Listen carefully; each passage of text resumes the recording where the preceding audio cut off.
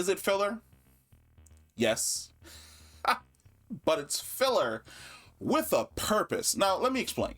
So, I feel like this season of The Mandalorian is going to be setting up the grand space opera, where it's no longer, I gotta return this kid, or the kid is back with me and I gotta learn about the Darksaber.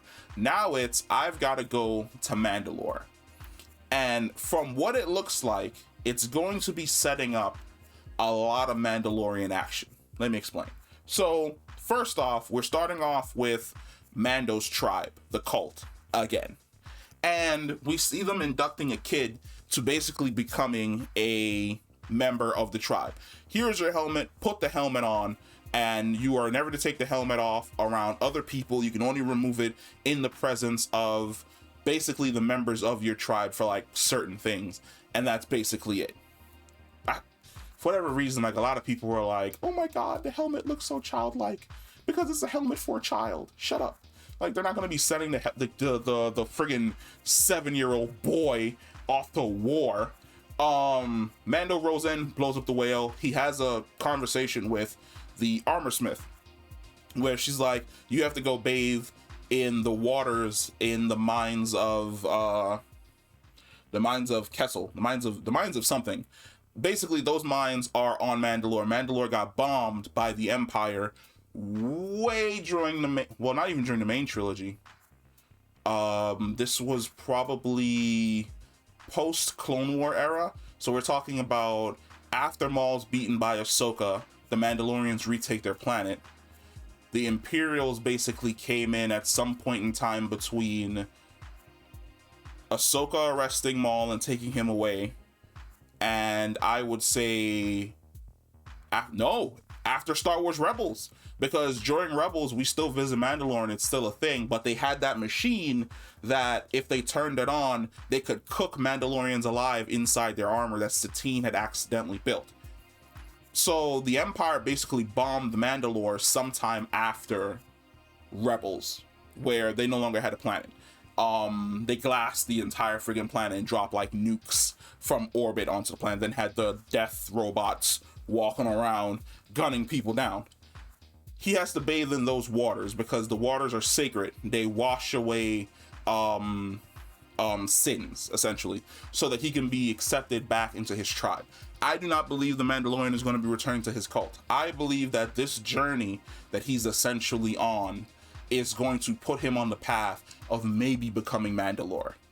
Because he has the Darksaber. Technically, he is the ruler of Mandalore, which is something that Bo-Katan essentially tells him, which is like, you can get on the HoloNet, you can raise that sword over your head, and you can announce yourself, and all of the Mandalorians will come flocking to you because you have the Darksaber. That shows that you are the person who's supposed to be leading everyone.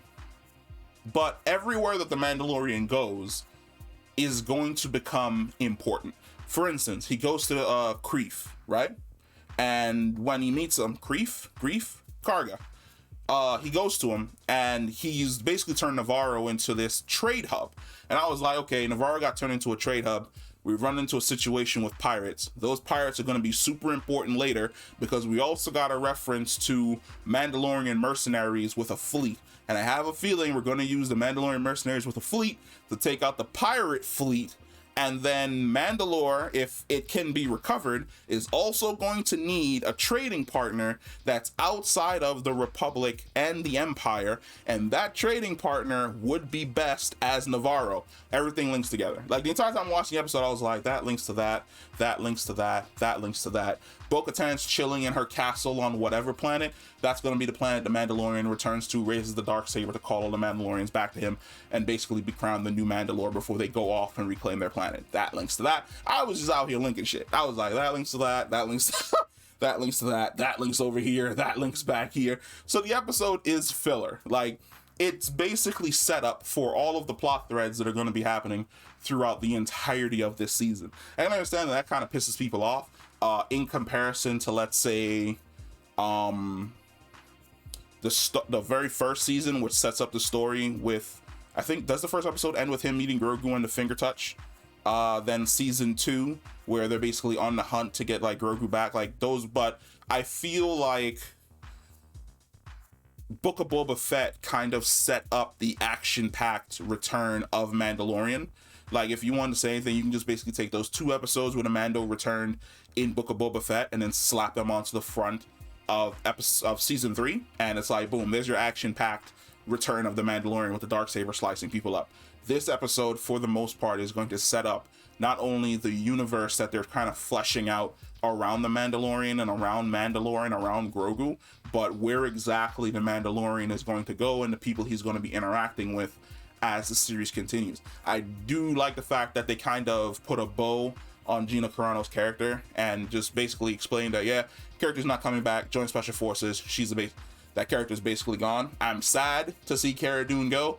I thought she was dope as shit, but, you know, Gina Carano decided to fumble that bag, so hey, I ain't got nothing to say about that. Like, they were either going to recast or not bring the character back.